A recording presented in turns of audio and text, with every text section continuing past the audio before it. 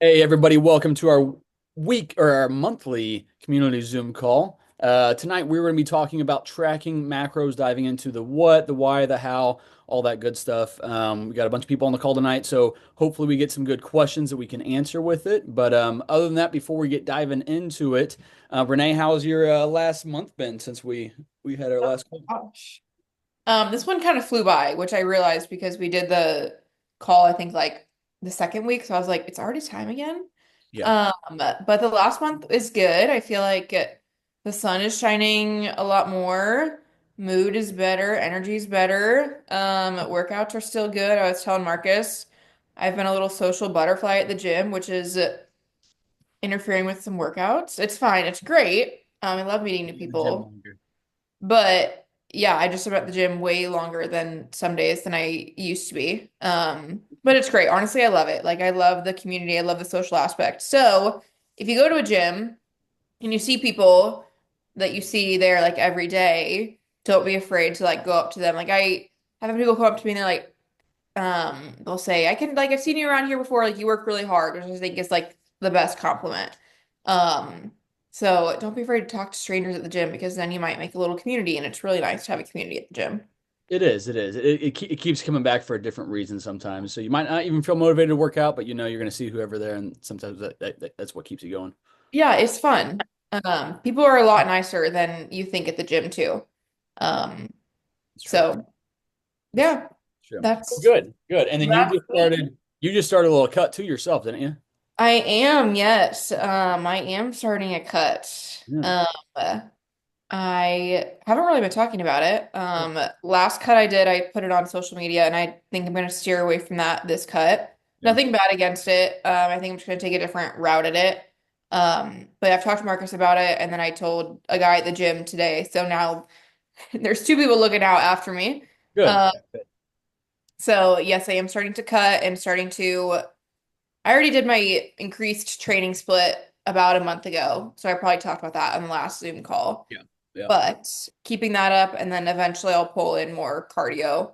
Um, Renee, and real quick. So when we're in a calorie deficit, as you are, whenever when you use the term cut, we're in a calorie deficit, trying to lose body fat with it. Is it fairly normal to be a little bit hungrier during a deficit? yeah, so in a calorie So deficit, should you just keep eating snacks to satiate yourself when you're supposed to be in a deficit and losing weight, or should you rock that little bit of hunger because that's kind of part of the territory, right? correct, you're going to be a little bit hungry, and that is where it's hard at first. Yeah. Um, I told Marcus too, I have a pretty big sweet tooth when it comes to chocolate, and so right now, for like the first 2 weeks of my cut, I'm going to switch that with fruit. But I won't be able to do that the entire time because fruit does have calories. And so just right now, I'm kind of transferring away from the chocolate cravings and just replacing it with fruit just a little bit, um, which is great. But again, it depends on the fruit that I do. Like I just had an orange, which that'll put me over my calories for today.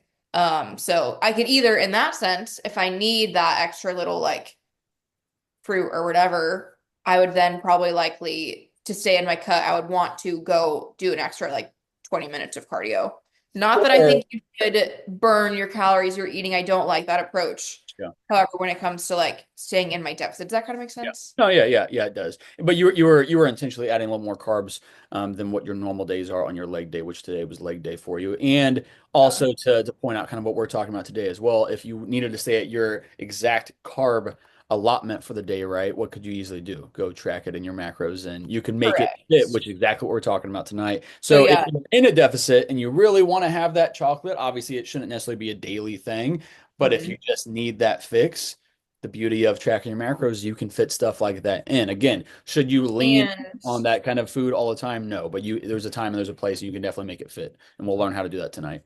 the other thing too is so I'm big, we'll talk about it tonight, but big fan of pre-tracking. So entering in all your meals prior to that day. And so like this morning, yesterday to fit my macros, I just added in a clear protein shake. But today I was like, I think I want to use my coffee that I have, my little latte. So I can have this much protein powder and this much milk to fit into my macros, um, before I can eat it. Yeah. So That makes sense. This morning I was standing right there, like making my breakfast. And I was like, okay, well, I need to check and see if this is going to fit Yeah. instead of just adding it anyways and then being like, well, now I need to take the avocado off of dinner because that's not ideal because you want Yeah, your nutrients in your avocado. of course. Um, There's things we want to prioritize, and we'll definitely talk about that. yeah. Well then, but good, cool. I'm happy that your cut's already starting off on a good front. Yep. Myself, not that you asked, but the last few weeks since we talked last, yeah, I know you're going to. I'm just Every time. no, yeah. So I just actually I made a post today. I partially tore my bicep, or a tendon in my arm connected to my bicep about 5 weeks ago. So I've been going through the recovery process of that, chiropractic, tissue regenerative therapy, which is kind of like a ultrasound looking machine that always helps out with my inflammation, and joint issues and stuff like that. But then I started my occlusion training, which is blood flow restriction training, which is essentially you're using a tourniquet with your workouts to help kind of pull blood in the muscle. We don't need to get into the depths of all that stuff, but it's great for recovery, for rehab and stuff like that. So I started that on Sunday, and I'm just absolutely rocked right now. It's my first upper body lift in 5 weeks, so everything is sore, especially that kind of affected arm. But yeah, outside of that though, we're interviewing some nannies tomorrow and Sunday and maybe next week. So hopefully giving me some support at home when it comes to work and workouts and stuff like that. But I digress though. Let's dive into the topic at hand, guys. We were talking about tracking your macros, the what, the why, how, all that good stuff. So let's start by what are macros. So when you hear the term macros, that's short for macronutrients. And these are the nutrients that provide our body energy. So we know the three main ones. They're going to be protein, carbohydrates, and fats. Your protein's going to, amongst a lot of things, support muscle repair and growth. Carbohydrates are going to be our primary energy source, of course, unless you're in keto, which case you'd be using ketones and fats for your primary energy source. Fats are going to be essential for hormones and overall health. So these are three things that we just want to find a healthy balance with, right? And different body types require different kind of macro splits between these three. Now, there's two other macros that are not often considered when talking about macros, and those are water and alcohol. Okay. Now, water obviously is a macro that we need a ton of in terms of a lot of ounces, right? Or grams if we're going that route with it. And alcohol is one that obviously that should not be factored into your daily macros because you shouldn't be having alcohol on the daily. Now, why track macros? There's a ton of different reasons. I'm sure Renee is going to have some as well to add on to kind of this list that I put together for us. But so, number one, it's going to ensure proper nutrient intake for your goals, right? So again, it's going to help optimize fat loss or muscle gain or performance or just overall keep your metabolism in a healthy spot.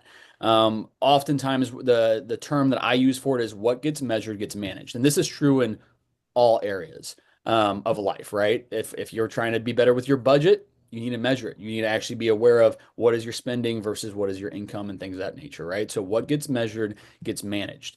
Um, Now, other thing it's gonna help you do as well is we're not just guessing what we're eating anymore. I think, intuitive eating is an amazing thing, but the average person can't just say, "Well, I'm just gonna intuitively eat." That's what the average American does. They eat when they're hungry. They eat the things that sound good, that are easy for them to have, and that's why we have, health epidemics across the nation, and we just see our health trajectory going into a very unhealthy spot, right? Both for children, for adults, and everything in between.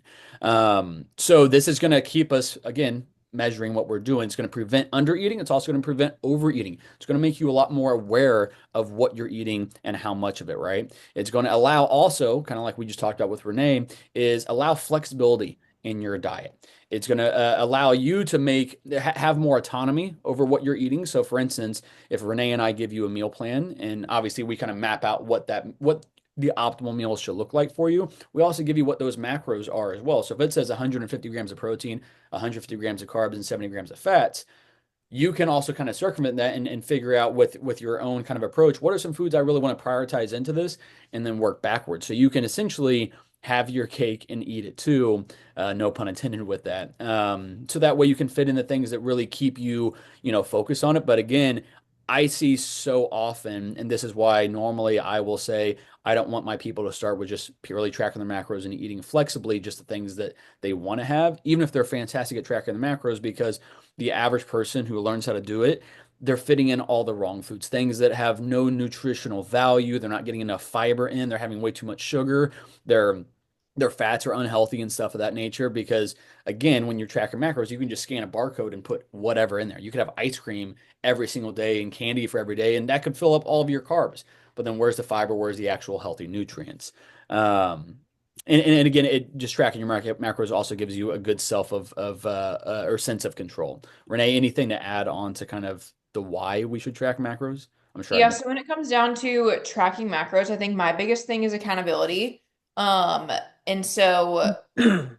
like when I'm eating intuitively or just not eating, like just not tracking, I you don't really know what you're eating. Like I'm still measuring out my meat because I know I want the 4 ounces or whatever of my meat. But I'm not adding in all those little tiny things. And those little tiny things, that's where your calories kind of add up. And so like Marcus and I were talking the other day and he's like, well, what are your calories at? And I'm like, well, I mean, I can give you an estimate, but like I'm not tracking everything that I'm eating. And so you just don't know. So tracking everything you're eating is going to give you power to then know what to do from there. So you just want to have that, like I said, accountability too. Like if I was eating the same things and didn't track, then that's great. But for me, I like to go in and even if I'm eating the same things while I'm on a cut, I want to track every single day because I want it to be on my phone. I want to see it and I want to know that what I'm eating is, It's does that it, kind of it, make it, sense? it's also like it's also Just like a to do list. constant You set that reminder. up. Yes. Yeah. And yeah, so I'm seeing, I'm like, okay, this is my reminder. Renee, you can eat this for breakfast, this for lunch, this for dinner. This is your snack. Now you have about 80 extra calories. You want your protein, so that's either going to go in a clear protein shake or that's going to unbalance your carbs a little bit and keep you in that calorie deficit. Um, and so again, it makes you not turn a blind eye Yeah. because when you turn a blind eye, that's when things just kind of go haywire. Yeah. They Uh, get off the rails, and you start developing bad habits, and without yeah. really recognizing they're happening. And I think I think one of the biggest things to say when it comes down to the importance of tracking, if you are just tracking your food and not actually like hitting any goals, like just because you're tracking doesn't mean that you're, it's gonna sound kind of harsh. Just because you're tracking doesn't mean you're making progress though. Like just because you're like, oh, I'm tracking my macros, well, that's great. But if you're eating as a female trying to lose weight, 300 carbs, Mhm. and in those, you're not, what's the point of tracking? Like, Yeah. you're not, Yeah. I think where not it's beneficial to just track just for the sake of tracking is to when you're learn. learning how to exactly. 100% yes. When That you're that's learning, definitely. that's Yeah. great. But if it's just you're like, well, yeah, I'm tracking my macros, so I don't really know, but it's like, no, you're tracking your food and you're not hitting your goals. And again, that's great to learn. And I think that's great to make that first like muscle memory of like, oh, I'm seeing this. I am intaking this many carbs, this many calories. And so now I want to change. But just tracking as you go and just like you're using a tool, but the tool's not Yeah. actually in your toolkit. It's Yeah. just off in space. I agree. I agree. And now something also to kind of preface the rest of this conversation tonight is, guys, you don't have to track your macros permanently for the rest of your life, right? It's a tool that's going to once you learn it, it's just like riding a bike, you know how to do it, and it's in your repertoire and you can utilize that tool whenever you need it. Again, during seasons where you're actually trying to make specific progress, whether that's gain muscle, boost your metabolism or drop body fat, right? You can utilize that tool better then. And that's how we use that, right? And obviously, you can use it during maintenance periods as well. And again, for a lot of people, if you get in the habit of just tracking it, it just keeps you more accountable. It keeps you mindful of it. Just like looking at your budget and looking at your expenses each month, it keeps you a little bit aware whether you actually have specific goals or not. But you don't have to do this year round. You don't have to do this for the rest of your life, but you should do it on the forefront of your journey, or especially when you're trying to dial in and actually reach a certain goal, then it's a great tool to start utilizing. Now let's get kind of back into what exactly are macros, right? So let's look at the calories, right? So we've all heard of calories. Now with your macros, each of those macros are worth a certain amount of calories. All right. So think of this again, kind of like a budgeting system. So protein's gonna be worth 4 calories. Carbs are worth 4 calories as well. So one gram of protein, 1 gram of carbs are 4 calories. 1 gram of fat is 9 calories. And then when I mentioned earlier how, water and alcohol are fourth and fifth macros, well, water, of course, has zero, unless your water looks like, Pepsi or Gatorade or things of that nature. Yeah, I'm talking to you, John. Or alcohol is 7 grams or 7 calories per gram of alcohol. Now that one's a little bit harder to track, right? Because your alcohol bottle doesn't say how many grams of alcohol it has in it. But one of the great things about using like MyFitnessPal or a lot of these other tracking apps is there are barcode scanners on it. Now we'll get into how to utilize those things and things of that nature here in a little bit. But so again, the macros of your food, right? They add up to the amount of calories. So when you're tracking your macros, do you need to be super worried about calories? The answer is no, because if you're tracking your macros, your calories are going to add up to roughly the same thing, if that makes sense. So whereas if you're just tracking calories, you might get, kind of like Renee said, you might get 300 carbs worth, which is 1,200 calories. So you could have 300 carbs, right? That equates to 1,200 calories. But if you're trying to shoot for 1,600 calories total in the day, well, now you only have 400 calories that you can utilize on proteins and fats. And obviously, that's very tough to do. So that's where can we just track calories and just use that as one simple thing to track? We can. But again, if your distribution is way off, if you're not prioritizing enough protein, enough fats and stuff of that nature, then muscle is going to be sacrificed, your hormones are going to be sacrificed, and your blood sugar is probably going to be way through the roof, leading to insulin resistance, pre-diabetes, stuff like that, if you're just having this carb-laden standard American diet for the most part, right? This So is that, kind of what we were talking about on the first like conversation we had of why do we need each macro? So why yes. can't I just eat 300 grams of carbs a day? Well, because your body is just not going to run well on that. You need protein for your entire like body systems, not just muscle repair and Yeah. growth, but um gosh, I mean, I just made a reel about this the other day too Hey, on good. Good. muscle growth. Yes, that's one, but just your body systems, your organs and metabolism and things like that, your energy all needs protein.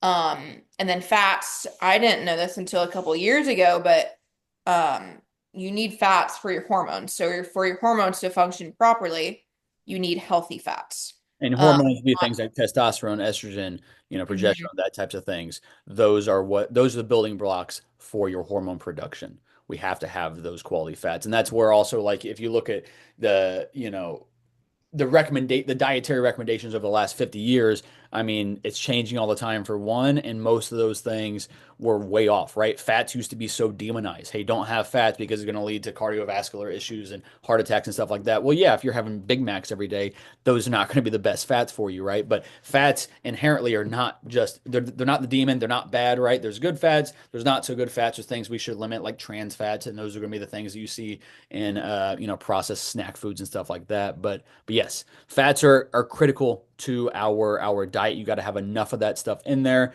and then carbs as well. Now, carbs are usually going to be the one that we're either increasing or decreasing based on your goals and things of that nature. But yeah, so you need the protein and fats in there as well for satiation, right? So to actually keep you full. If you're just having all carbs all day long, I mean, anybody can just go smash carb after carb after carb.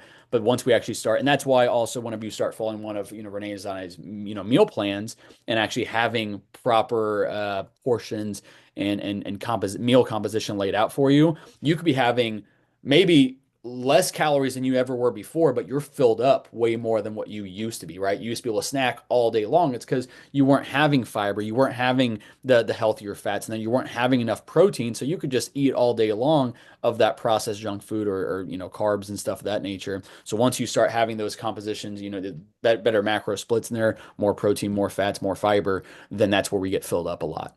And that's where it's kind of tough initially dialing in and following, Renee and I's plans is because it's just you're better nutrients and more of them that you're not necessarily used to.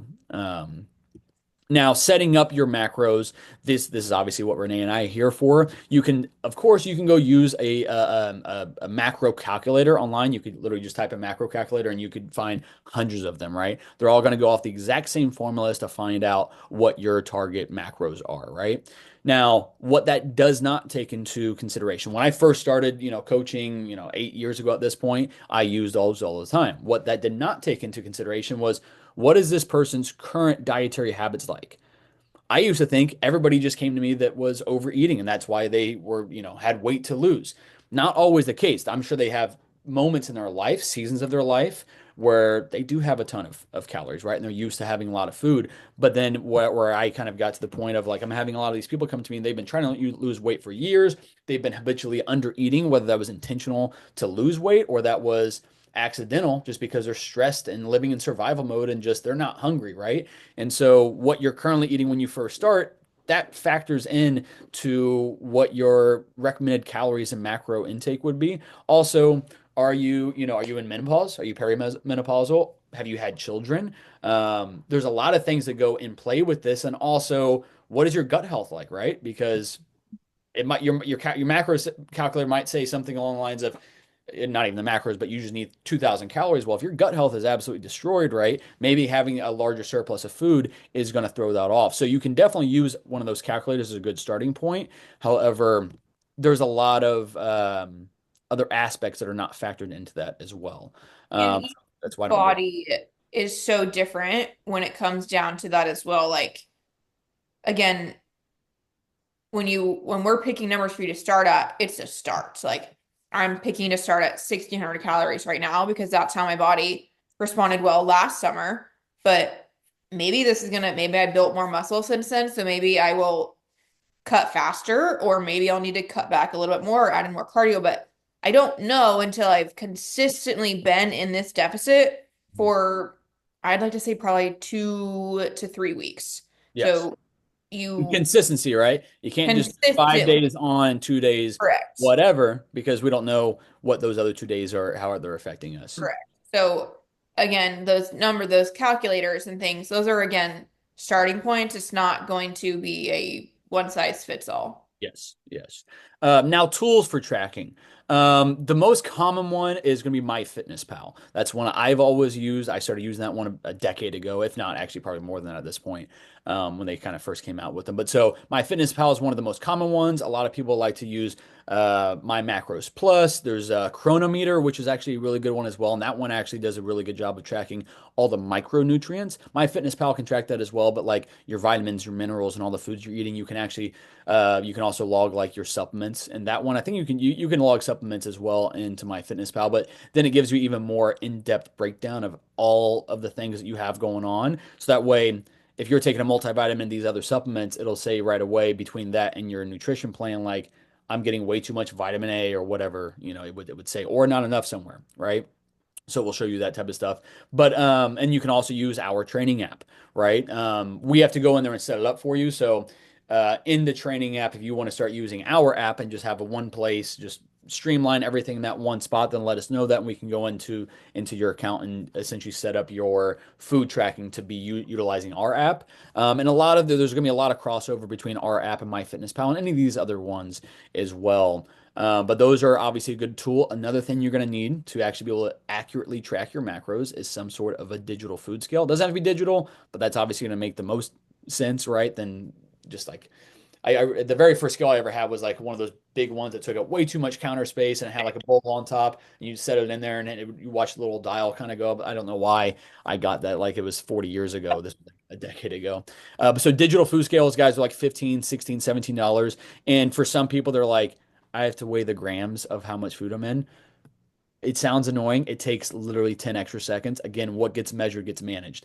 If I can't, and I've been doing this for over a decade myself as a bodybuilder. If I can't look at a piece of food and know that's exactly 5 ounces versus 6 ounces versus 8 ounces versus whatever else, then I'm sure that you can't do that either, right? So don't guess in this situation, check.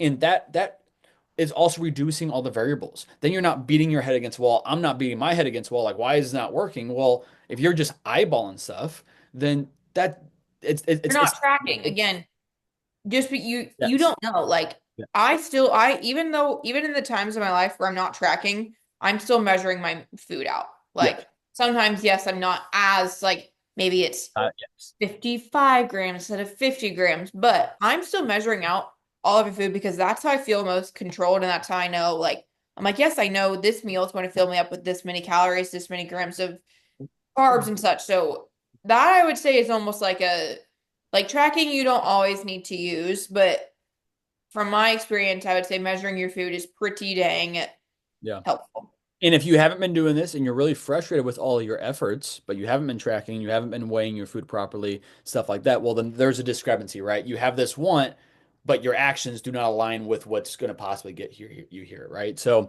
that's where that's going to make obviously a huge difference in terms of tracking and why it's important to do that.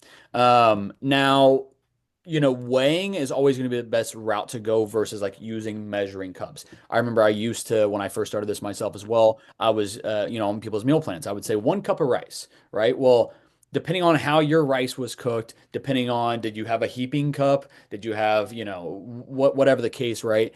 Using measuring cups and spoons and stuff like that is not always going to be the best way to go versus actually just kind of tracking with the grams that you're using. You can also do ounces, of course, as well on a digital food scale. Grams just if we're tracking anyway, might as well just get down to the nitty gritty and be as close to being on point as we possibly can with it. Um, Yeah. So another way to do this is I have my little rice packets mhm, and it says like 4 servings per bag. So and then I add half a bag to that. So I have now 6 servings. mhm. So now I know, and I have done it a million times at this point. So my rice is one that I actually don't measure out on grams because Mhm. I haven't measured it and then cooked it because I've just divided it into six and I found That's that what the it's package says. Yes. yes. And so I do half a cup of rice of this chickpea pea rice. Mhm. And so I know that it's gone now. Yes. So my measurements of the measurement cup worked because I knew what the portion size was before I. It only had the 6 servings in it. So if you're Correct. using packaged things like that, then yes, then you don't have to necessarily weigh every little gram with it. You can just again just split up based on Divide it by 6. Yes, but again, it's only because I've done it and I know. But if like what Marcus does, he uses a giant bag of rice, um, yeah. and then puts it into like a A big rice. pressure cooker, and then I put that into, individual large containers of Yeah. glass containers, and then I scoop it out of there whenever I'm ready to make my So then meal. at that point, it makes way more sense. Like the other night, I cooked all my sweet potatoes in the air fryer. So now they're all cooked. So now I'm measuring in 55 grams of my sweet potatoes. I'm Yeah. not just guessing because I don't know the exact number. Exactly, exactly. And again, guys, Sometimes when you can know yeah. this serves you well when you have specific goals you're trying to reach. If you're at a healthy maintenance point, you love how you look and you feel, and you've done this enough and you understand the values of the foods you're eating, then you've used it how you needed to, and you don't have to permanently use this. And then if things kind of start getting off track, which if you're aware of things, right, you're going to notice that pretty quick, then you're like, okay, hey, I need to maybe get a little more dialed in. Maybe I need to start tracking my food again and maybe just, being more intentional with what I'm actually putting into my body with it. So now, real quick here, common tracking mistakes that I see a lot, and again, this is one of the reasons why if you're first starting with me, I want you to track your macros. I want you to learn how to track the food that's on your plan, the food that you're eating, but I don't want you flexibly just saying, oh, I'm going to hit my macros, right? Because a lot of these errors happen. First and foremost, when you're logging, well, let's start with this. MyFitnessPal and most of these tracking apps, they're like Wikipedia, meaning anybody can go in there and add in chicken breast, right? Some people, they're going to type in chicken breast when they're adding this in here, and then it's going to pop up on your phone where you're looking for chicken breast, and you're trying to find the one that's closest to the one that's on your meal plan. So if I said 4 ounces of chicken or, 112 grams of chicken or whatever, that's about 4 ounces, then in that situation, you're looking for, 32 grams of protein and 4 grams of fat on the macros for that chicken.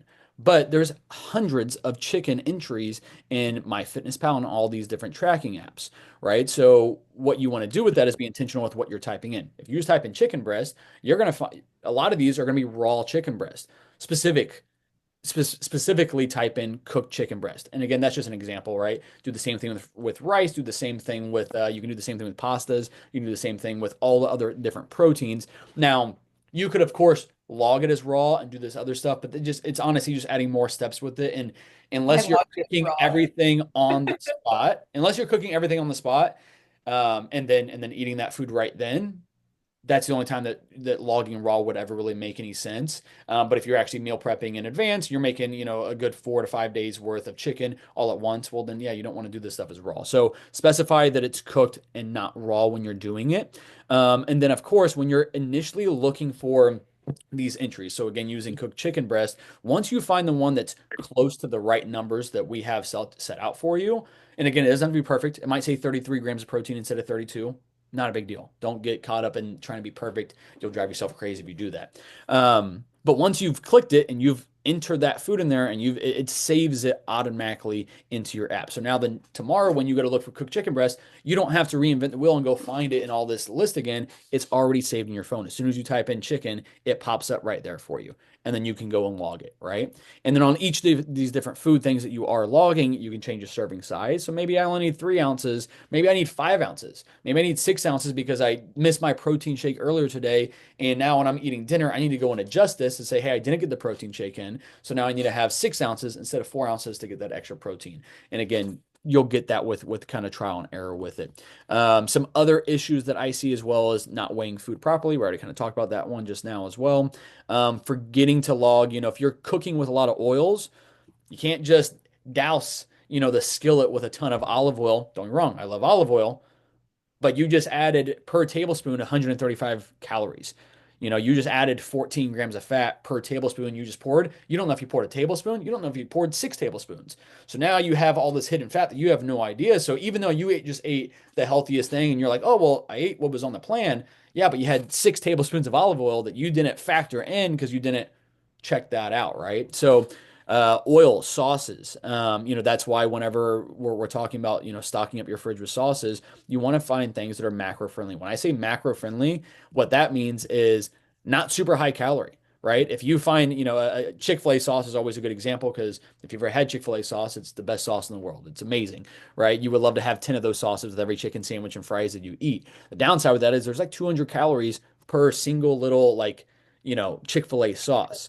And I've ate Chick-fil-A with friends and stuff before, and I can picture one buddy in particular had no idea what he's eating with it. He had like 5 of those packets. He had 1,000 calories just of Chick-fil-A sauce, right? Because he was just smashing his fries and his couple chicken sandwiches with it. So we need to be aware of the calories, the macros, and the sauces that we have on hand. So I always try to prioritize lower calorie sauces, mustards, liquid aminos is a good soy sauce replacement. Your sugar-free barbecue sauces, mustards.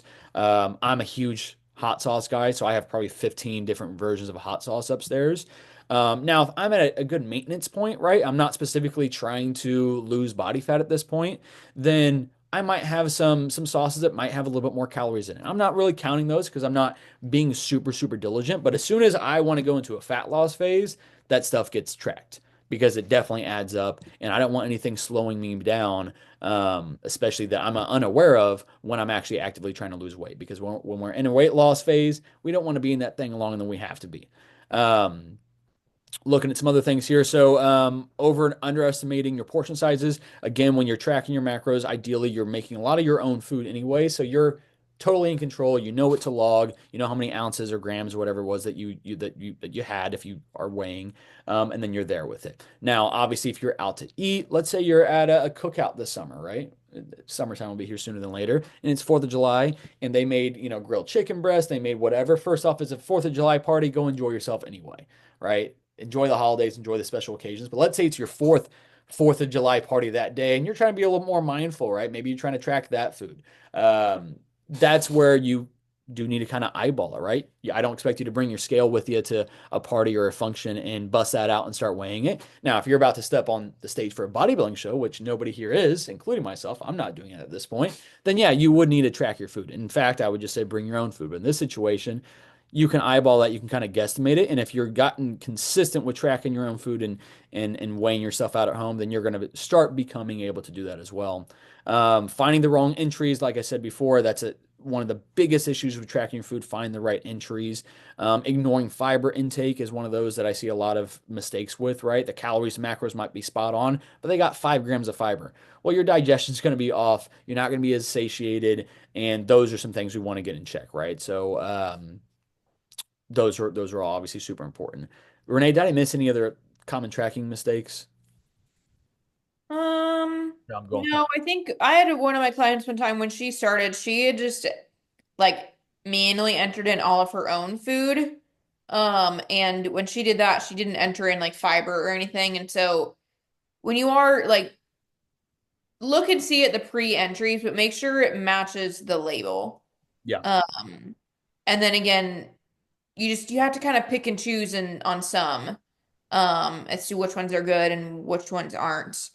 But the only thing I would add to go kind of like rewind is you can also make a meal when you've entered in. So if on breakfast I have my eggs, my cottage cheese, my chicken sausage, and my sweet potatoes. In the bottom right-hand corner on that, I click the three little dots and it says save as meal. So I'm going to type in egg hash breakfast. Mhm. And now I have that as a meal. So now every time I want to go to tomorrow, I'm going to do add meal, go to my meals, egg hash breakfast is already there. So I don't have to enter in four ingredients. It's just already there. So I do that for everything I eat. I just make it a meal. And then it's easier just to pick and choose. And then the other thing is, I did this the other day. Instead of like making a grocery list, again, this is where it comes in to pre-tracking your food. Will die on that hill. You can just use that as your grocery list. So, I mean, you have everything, you're obviously eating it, so you're tracking it. So just use that as your grocery list. Now you've already tracked breakfast, lunch, and dinner. So use that. And if you're going to do different days on Monday through Wednesday, then okay, track Monday through Wednesday, use that as your grocery list. And then now you have Thursday and you just have a different dinner. So now just go back to that day and look at what you're going to put in for your dinner and get those ingredients too. So easier ways to have a grocery list. Yeah, yeah, yeah. Which I've never wrote out a grocery list. I just know the foods that I'm eating, and if you're eating consistently similar foods week to week anyway, and you're only changing maybe one or two meals out, then it's pretty easy just to once you get in the habit of this stuff, and you're shopping for the same things, then it just becomes second nature. You know what you need, you know what you're short on, stuff like that. But yeah, no, that's definitely a perfect explanation of all of that in terms of tracking those macros. Also, something you can do on MyFitnessPal. So let's say in that same situation, this is how I do it.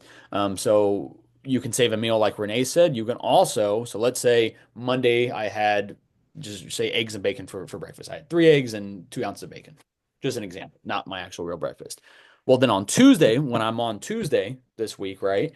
Now I Mhm. can just swipe right on meal one and it brings over exactly what I had for breakfast the day before. Or I can click the three little dots and then I can say copy from a specific date, right? So maybe my days are a little bit different and I want to have on Tuesday the same lunch or the same breakfast that I had on Friday last week for whatever reason. I can copy from Friday's breakfast or copy from Friday's lunch or whatever. So those three little dots open up a lot of other efficient windows that you can utilize to make tracking your macros super, super easy. And again, once you have your stuff already in there, it only takes you a couple minutes to actually track your food for the whole day. And like Renee said, the biggest tip that we can give you is do not track when you eat, pre-track. Do it the night before, do it the morning of. Normally I do it whenever I'm having breakfast, right? I'm planning out my meals. And a lot of times my meals are gonna be the same today as they were yesterday in a lot of instances. So it makes it super easy. I just swipe right on a lot of those meals. But plan ahead, don't be reactive in tracking your food. Now, the only time that would be different is if I'm like, hey, you've never tracked your macros before. We're just kind of getting started with this stuff. Just track everything you eat and just do it as you go throughout the day. Don't care about the macros. Just track and let's see where you end up on a daily basis. And then you can go from there. That way you can kind of plan, get the hang of things. But if you're trying to be dialed in, pre-track is always a way to go. The other thing, um, when you're putting in your goals, turn off steps. So if you're calculating your steps, you don't want it to change your goals for that. And if we're giving you a like macro range, you can only without paying for MyFitnessPal, which you literally do not need to do. I've never paid for it. Um, you go in and you can set your goals at like a Here, I have it pulled up right now, guys. If you Okay. are, if you have MyFitnessPal already downloaded, I would recommend go ahead and pull that out so we can kind of walk you through a couple of these different things on it. This will help a ton in you guys figuring this stuff out. So I'll give you guys like 10 seconds to get that pulled up. It shouldn't take much longer than that. So get your MyFitnessPal pulled up, and if you don't have it downloaded, you're gonna do it later. That's cool as well. Go back and re-listen to this or remember it. But so all right, I'm gonna assume that everybody's up on their MyFitnessPal right now. So then in the bottom right of the home screen, there's a little three dots where it says more. Click on that.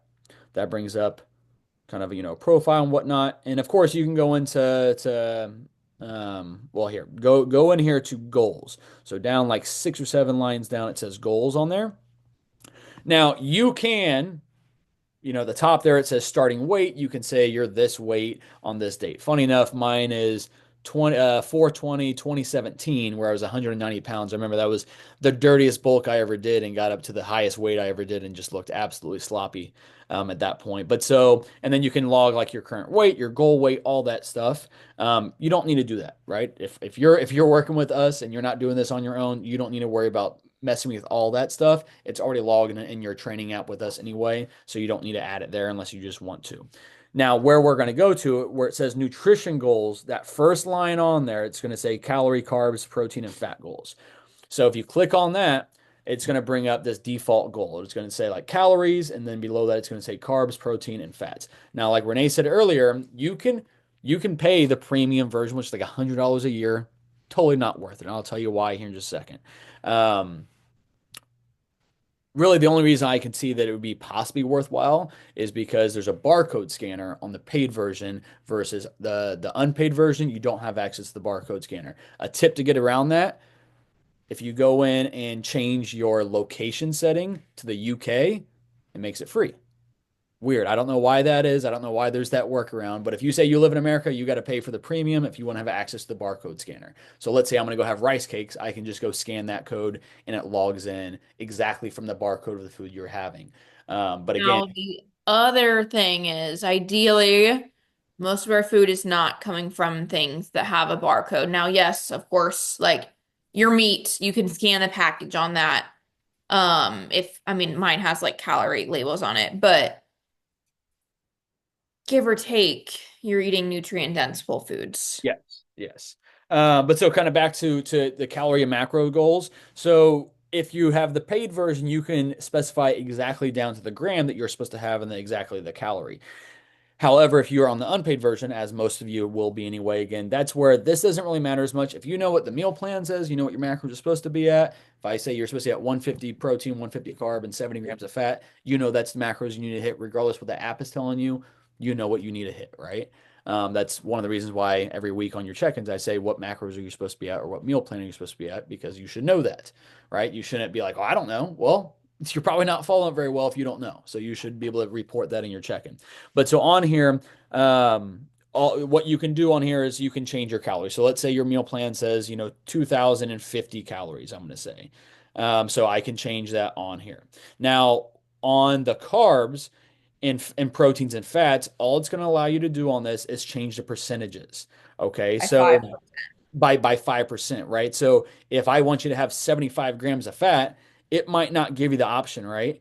It might not. So like, and the other thing too is before you exit out of this screen is you have to get the total percentages added up to 100%, right? So that's also again where it's not a huge deal with it. But so again, let's just say your meal plan says 2,050 calories with it, and I want you to have 130 grams of protein. So on this right here, that you would change that percentage point to 25%. So this is where you can kind of play with it until you get the macros again close to where we have it set at. It does not have to be perfect, and you don't even have to take this step if you really don't want to. Um, because again, if we tell you what the macros are supposed to be that you're supposed to be hitting, then that's really all you need to know. But so those are some kind of tricks on MyFitnessPal itself. And then if you just go to the diary real quick. So at the bottom there where it says dashboard diary, the little blue plus sign, plans and more, click on diary, and that's going to pull it where you can log your foods in there. Now in the settings, you can go and change the naming of your meals and how many meals you have and stuff like that on there. Again, customize it however you want to, however it makes sense for you. But then, like on meal one right here, I'm gonna hit those three little dots. And me personally, I make sure I turn on smart copy. That's what I said earlier about when you can swipe right on a meal and it brings over the meal from yesterday, that same exact meal. So if you turn on smart copy, then I can just swipe right and it brings over whatever I had for meal one from yesterday. And then again, on those three little dots, you can click those again and you can do copy from date. And then let's say I want to have, for my meal two today, I want meal two to be the same thing as I had from Saturday's meal two. So then I can do copy from date and then it brings it right up in there. And then you can also save those meals, as Renee said. Like once you have your foods in there, you can click save as meal. You have to have you have to have foods logged on a meal first before you can click those three dots to say save as meal. But then so yeah, so again, then at that point, if you're gonna have the same breakfast every day, then you can just save it as a meal, and that makes it super easy. So again, lots of different things in there that you can specify with that. Renee, where do you turn off the tracking steps since you mentioned that earlier? Steps. Yeah, Do not track steps. You go to more, scroll down to steps. yeah. Do not track steps. There you go. Now I have my phone on to track steps, and the reason why I do is because I don't have an Apple, or actually I do have an Apple Watch.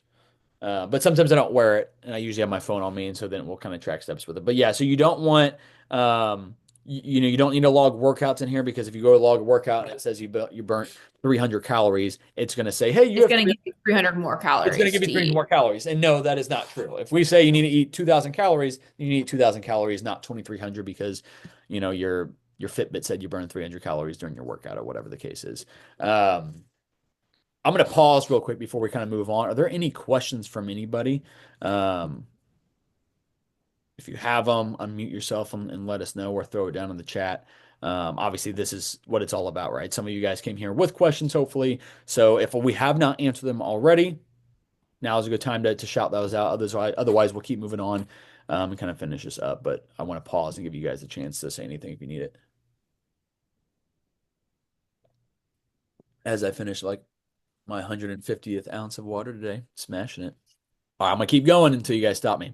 All right, so how to hit your macros daily and be consistent with it. Again, if you utilize a lot of the tips we've already given you guys, then you're already going to be pretty consistent with it. But so again, plan your meals in advance. Do not wait until you're eating said meal. Plan it in advance.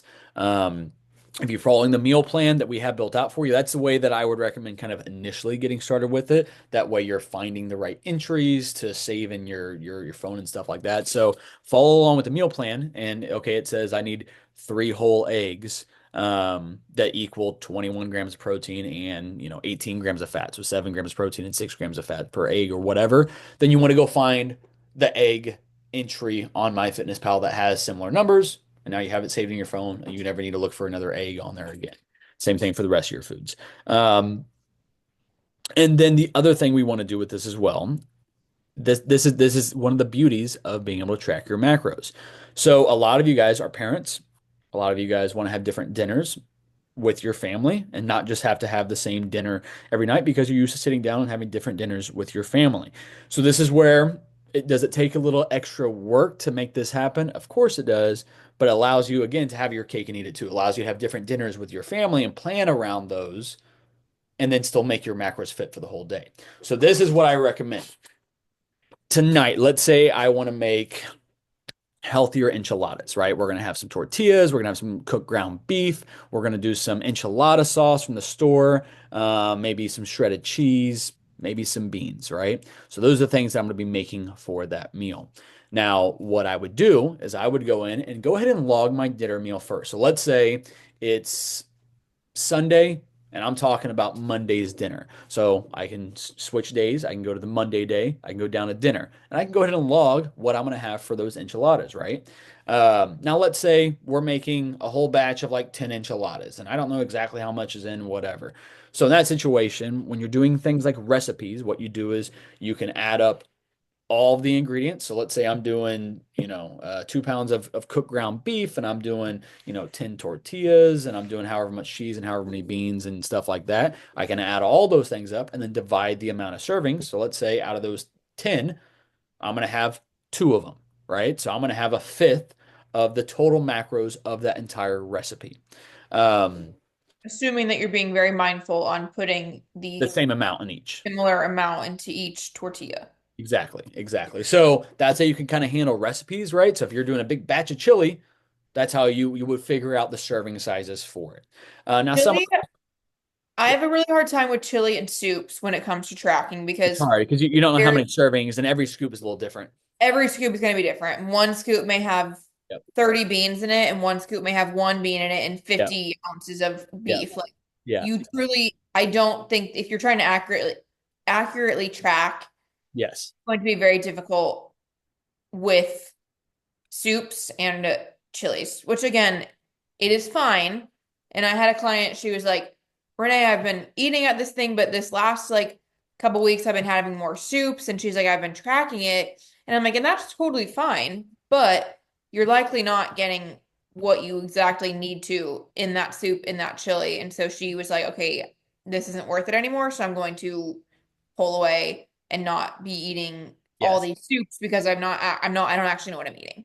Yeah, always during the colder months and soup season, people are like, "What are some really good soups I can have?" and stuff. And again, like, I don't want to say you can't have it, especially because with chili, it's going to be pretty damn healthy as long as you're not adding a bunch of crazy stuff to it. Um, but again, if we're really trying to be diligent and you have specific goals, you're trying to lose 20 pounds, and it's been a struggle so far. Now you're adding in all these like extra variables that are going to make it kind of difficult to know exactly how many calories you have versus not have, and something of that nature. Tim just made a good point too. So if you go back on My Fitness Pal and click that bottom right corner where it says more again, if you scroll down, it's going to say right below nutrition. It's going to say my meals, recipes, and foods. So this is where you can actually create full recipes, and it kind of does what I just said, right? So instead of on meal 5 today, adding in all those different food ingredients, you can go in here and create that recipe and you can add from the web. So if you have a link to a certain recipe, then you can add it right on in there. So that saves you a lot of time. Or you can also enter the ingredients manually, say how many servings there's in it, and then you can save one of those servings in your phone with it. That's also right there where you can click on meals. You can do create a meal, and then you can create that in there, or do the way that Renee said it, or you can just create your own food. So you can't find the chicken breast you're looking for that has the right amount of macros. You click on foods and then create a food, and then you go log it in there. That is where I put in my meals. Didn't realize the meal button was there until Renee said, yeah. So a couple of different ways to kind of do that one. And actually, real quick, while you still have your phones up, go back to where it says diary at the bottom. So where it says dashboard, the blue plus icon in between there where it says diary, and then scroll all the way down to the bottom of that page. And you're going to see a big blue bar that says complete diary. You never need to do that. That's not a huge deal. But right below that, it's going to say nutrition. A little white box that says nutrition. Now on nutrition, there's 3 different screens you can view. The first one says calories, and it's like a pie chart. The second one says nutrients, and the third one says macros with a different kind of pie chart. What I recommend, the page you should always look at, in my opinion, is the one that says nutrients. Because That's on what I do. nutrients, you're going to be able to quickly see the 5 things that are on your meal plan: protein, carbs, fiber, sugar, and fat. And it's going to show you kind of where you're at on the scale of things, like are you short, are you high, or whatever. And then also below that, I always like just being mindful of this, even though I don't have you guys track your unsaturated fat and your saturated fat and your trans fat and your cholesterol and stuff like that. It's still fun to kind of look down here and just see where you at on that. Because again, trans fat, you shouldn't really have any trans fat almost ever because you're not eating a ton of processed bullshit. But then you got saturated fat. Saturated fat is not bad. We want more unsaturated fat than saturated fat, but either way, that's the screen you should look at. So if I say, hey, will you send me a screenshot of what your macros ended at yesterday? This is the page I'm talking about. The one you can see all of those on. You probably can't see it if I show it to the screen, but that's the page right there for it. All right, kind of back into this. Keep throwing things in the chat if you guys have anything, or stop me and I'll stop talking so we can dive into it. But this is also where something that's really going to help you. All right, so let me back up a little bit. So let's say I logged whatever I was having for enchiladas for dinner on Monday. Then what I do is then I kind of backtrack. So now I go in there and add my breakfast, lunch, and whatever other meals I'm going to be having. And then I see where am I at on the total macros for the day. Am I over or under on protein? Am I over or under on carbs and on fats? Is my fiber intake on point? Things of that nature, right? So once you add in your other meals, And in that situation, you should take away, so whatever like meal three is or meal four is on your meal plan, if that's the dinner meal, if you will, that might be the meal that you're eliminating. I would say whatever meal is closer to the amount of macros that you have on your plan, that's what I would eliminate to make room for that enchilada meal or whatever meal it is that you're making. But so then once I've added in all the other foods, now I can see, okay, well, maybe I want to have a third enchilada instead of just a second one. Well, now that's going to take your carbs and your protein and fats up a little bit higher, probably. So now I want to go look at my other meals and then cut back. So maybe that third enchilada put me over on carbs by 20 and it put me over on fats by 10 grams. Well, now I can go look at the other meals. Where is 20 grams of carbs I can shave off and 10 grams of fats I can shave off to make it work? Everybody's meal plan is going to be a little bit different, right? But I know for a fact that 2 whole eggs with the yolk in them is going to have about 10 grams of fat in it. So instead of doing the 2 whole eggs, maybe those 2 eggs, I can just do the egg whites out of it. I'm still getting all the protein out of it, but I'm not getting the fats out of that same egg. So now I just made room. I had the same amount of protein from the eggs, but I just dropped the yolks out of 2 of them. And now I just freed up 10 grams of extra fats and I'm not going to be over on fats anymore. And then the carb side of things, maybe I have 160 grams of rice for lunch, which is about a full cup worth of rice. Now, if I cut that down to 80 grams, that's 22 grams of carbs I just shaved off. Now, my third enchilada that I wanted to have in for dinner fits, and the rest of my day also fits as well. My macros are on point, and I got to have enchiladas for dinner and a third one, not even just the second one. Maybe I'm feeling crazy. I want to do 5 of those for dinner time, right? So half of the entire batch of 10 that we're making.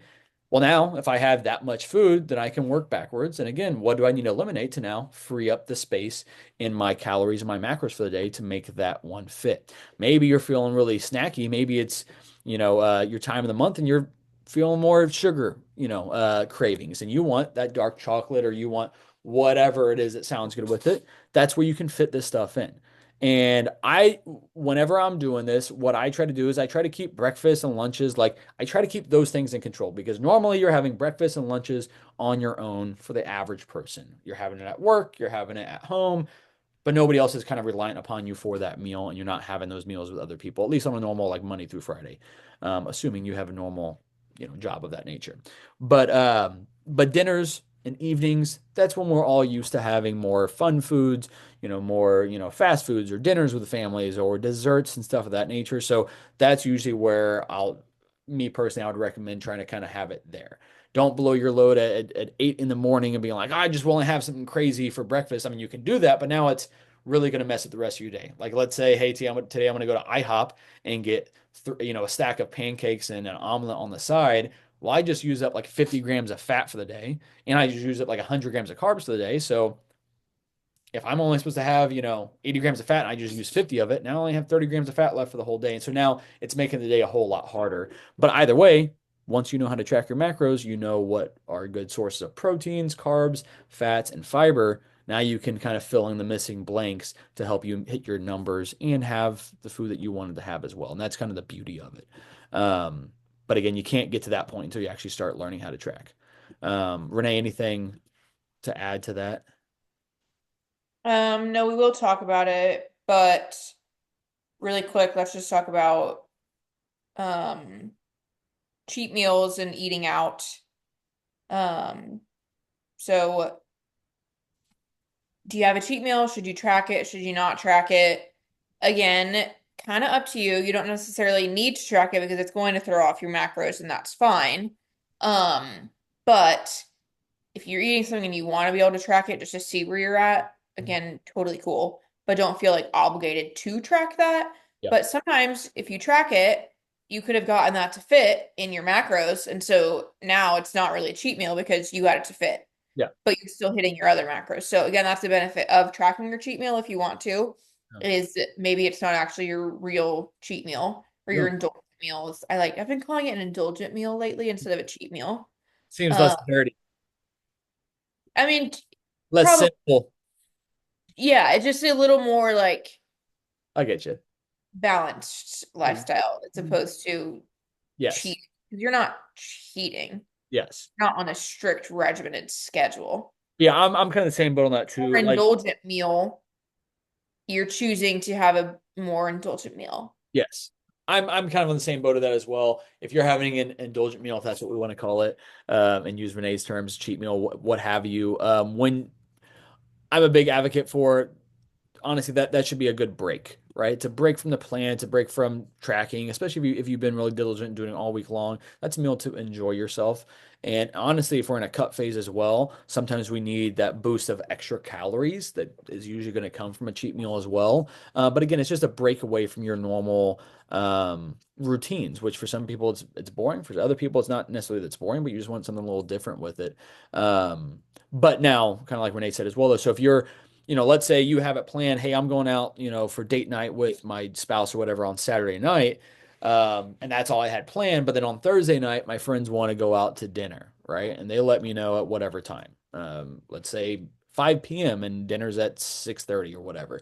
Well, I've already had all my food for the day. So I can't pre-plan. If they told me on Wednesday that, hey, we're going to go out to dinner on Thursday, I can go ahead and look at the menu. I can go ahead and figure out what am I going to have, log that into my food, and then adjust the rest of my day accordingly. But let's say it's a last minute thing. Well, in this situation, I've already had a couple meals that day. I have not been planning ahead for what I'm going to have at this restaurant at 6:30 because I didn't know about it until 5 o'clock. So in that situation, that's where we got to pick something that's a little more lean, right? We got to be really intentional with the choice we have and do our best to try to fit into those macros. If you're eating at a chain restaurant, almost every single chain in America is going to be on MyFitnessPal. You can type in, is Applebee's still a thing? I thought they were closing down. That was for some reason that was gonna be Don't the ask example I me. used. Anyway, let's say you're going to Applebee's, let's say you're going to Chick-fil-A, let's say you're going to McDonald's, or you're going to Red Robin or whatever. If it's a chain place and there's lots of them, you're gonna be able to find a lot of it. So if you just type in Red Robin, it pulls up the whole menu, and you can go and scroll and find the one that is what you're gonna order. Um, and sometimes you're gonna be happy about that because you're like, oh, what I normally get is actually pretty healthy or good macros. Other times you're gonna be like, oh my God, that double Like cheeseburger with bacon added is like 100 grams of fat at Red even Robin. First Watch, there's times when my grandma will like want to go to First Watch, and even getting quite literally 2 eggs, potatoes, and chicken or whatever sausage, Yeah. that's 800 calories still. And I'm Yeah. like, you're absolutely Yeah. joking. That Like it, there's it adds up quick. And some of that's also probably because of what they're using to cook it in and stuff like that. But yeah, it all adds up quick. But yeah, so either way though, if you have this impromptu kind of midweek other meal out, instead of saying that you had two cheat meals, if you're intentional with tracking your macros at this point, you can go ahead and fact that in and try to hit your macros and be as close on point as you can. And then we won't necessarily have to count it as a cheat meal. Some other kind of things to take in consideration with that though are number one, that chef back there, they're not worried about what person at table seven's macros are for the day, right? So if they have a little extra rice, they have a little less rice, they use a little extra cooking oil when they're cooking it. That's not going into their head, right? So with what you need to be doing is just understand that if you're eating out, even if you're making the best of choices, if that is a very, very constant thing, that is going to handcuff some of your results. Now, for some people, that is the nature of their job where they have to eat out on a very consistent basis. And that's where you got to make it work. You got to be intentional with it. And that's where if part of your work is taking clients out to eat or, having business meetings out to eat, then if you're in work mode, it's not cheat meal mode, right? So don't get the dirtiest thing on the menu. Get something that is similar to what would be on your meal plan. Get some more whole foods on there. Prioritize protein. Don't get the lobster mac and cheese on the side because it sounds amazing. Get the veggie on the side, right? You're not here on a date night. You're not here on a special occasion. You're here because it's a Tuesday and you're taking a client out to eat. That does not mean you need to go off the rails and just get the most decadent thing that you possibly can. Pick and choose when you're having those cheat meals. Pick and choose when you're going wild with it and when you're not. Um, and then another thing I was thinking about as well. So if you're going to a place that's not a chain, you're going to, you know, I don't know, something that's not a chain, right? If they have a burger on the menu, you're not gonna be able to find their specific burger, but you've probably had other burgers before. Is this like a Red Robin's burger? Is this more like a McDonald's burger? Is this more of like a smash burger that you'd get at somewhere else, right? If you went to a local Mexican place, you can type in Jose Peppers and say, I got the enchiladas, right? Find a similar meal that you might have had. And is that gonna be perfect? No. But you are taking the extra steps to be intentional, to be mindful, to measure what you can.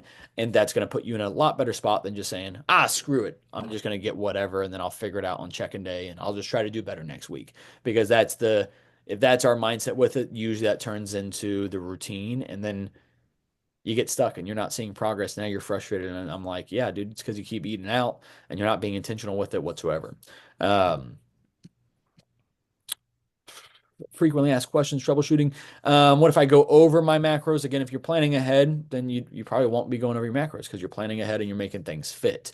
But if you do happen to go over your macros, then the next thing to do is be reflective and be like, okay, how can I be in line tomorrow? I need to plan ahead and be intentional and not have two back-to-back days where I went way over on my macros. Do I want to go under on my macros? I don't want to go under on my macros either. I want to stay within a pretty good range around the numbers that myself or Renee would have you set out on your meal plan. So if it says 150 grams of protein, I don't want you to have 180 grams of protein, and I definitely don't want you to have 120 grams of protein. Ideally you're getting into be between like a 140 to 160 range, and if you really want to be more dialed in, 145 to 155, so you're within, plus or minus 5 grams or so. If you do happen to go over a certain macro, the one that it's going to be better for you to go over is going to be the protein versus necessarily the carbs and the fats, especially if you're going to go over by a good amount. So that's where if you're in a deficit and you're hungry and you really need some extra food because you're just so hungry, number one, I would say, do you want to lose weight? Okay, then lean into that hunger. If you're eating the right amount of calories, it's going to be the right amount of weight loss and you're not under eating and hurting yourself. You're just in a deficit, and the nature of that is being hungry. But if you must, absolutely must, because you're just so ravishing and you just got to get some more food in you, then go over on protein. Go get some. If you're really hungry, go eat some just straight up chicken breast out of the fridge. And if that doesn't really sound that good, then you're not actually that hungry. You're just feeling snacky, and that's something that we're trying to obviously work on, right? Um, or fruit, right? If we're going to go over on a carb or something like that, I'd rather it be on something like fruit versus, cereal, A right? granola bar, Or cereal. granola. Yeah, yeah, the processed food and stuff like that. If we're going to go over, let's make it at least something whole food, nutrient dense versus something that we could just eat 100 of and not even get stuffed up on. How do I handle social events? Again, guys, I mean, if social events are a part of your life, then we got to be intentional with it, right? Either, get the water, don't get the alcohol. Get eat before you go out to something. So if you're going to go out to happy hour for work, maybe eat a meal before you go out so that you're not so starving that you're like, I just got to eat all the, snacks that are put out for us, right? Um, Or Social the events are, other thing is to like it.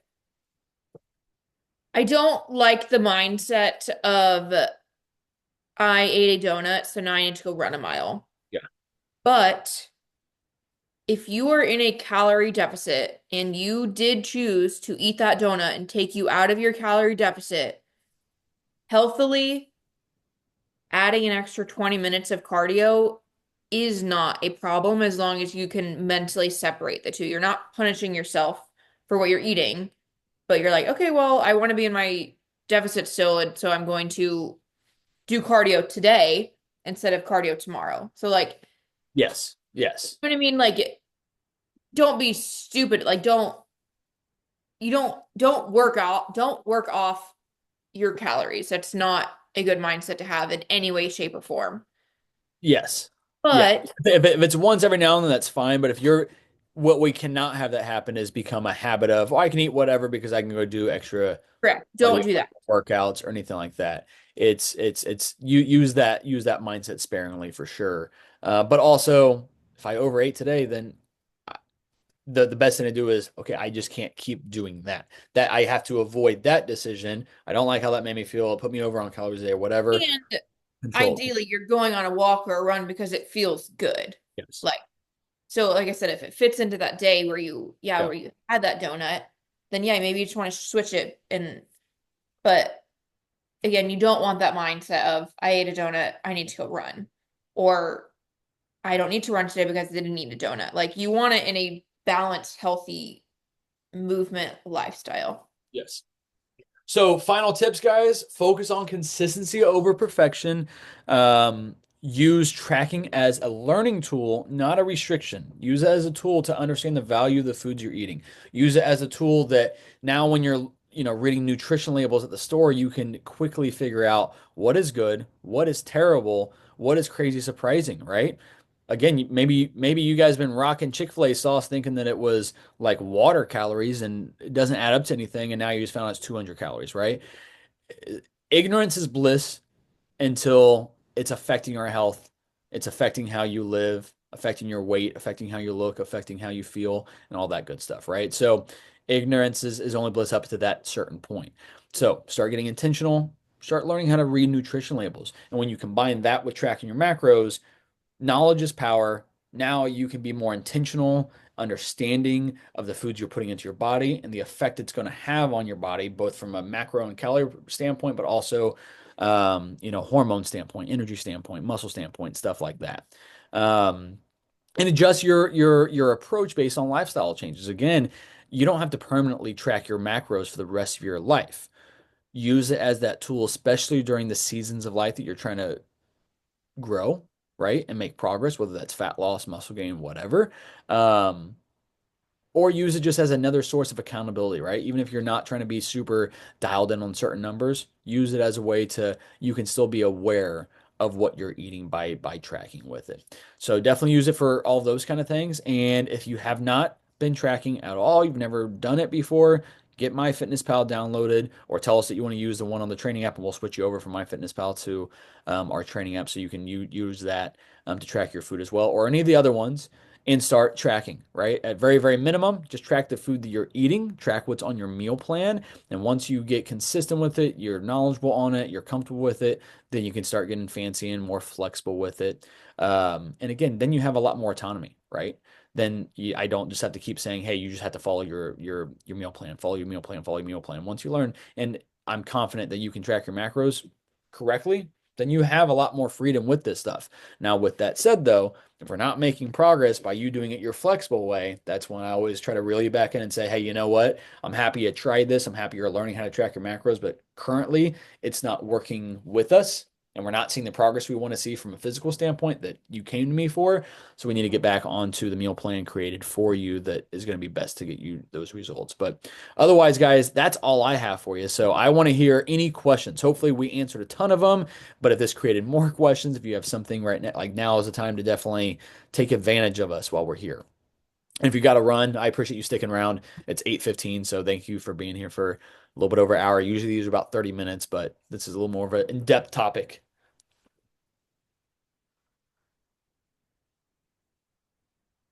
Cool. Renee, I think we must have just done perfect. We got no questions. Everybody's knows how to track their macros. They're not gonna have any issues with it. Check-in day is gonna be amazing. I love it. All right.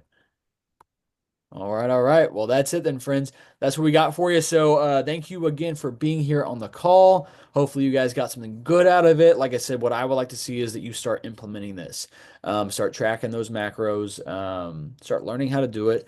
Again, do not look at this as a restrictive thing. Look at this as a tool that actually gives you a lot more variety. What's more restrictive is just having to solely follow a meal plan for the rest of your life. This is going to give you a lot more freedom, a lot more autonomy. Um, and yeah, yeah, Or you do it too, like I think some people can tend to get like triggered by tracking, but the more you do it and the more you're again, your mindset and your approach around it is learning and growing and using it as a tool and not a punishment, is you just got to switch your mindset. So the more you do it, the easier it'll get too. definitely. Definitely. Well, wish me luck on my bicep so I can actually get back to working out, guys. I need all the prayers. You guys have a good rest of your week. What is it, Wednesday? Yeah, have a good rest of your guys' week. If you're in warmer weather, enjoy it. We just got a crazy storm here in Kansas City. All right, guys, have a good rest of your week. See you guys on check-in day.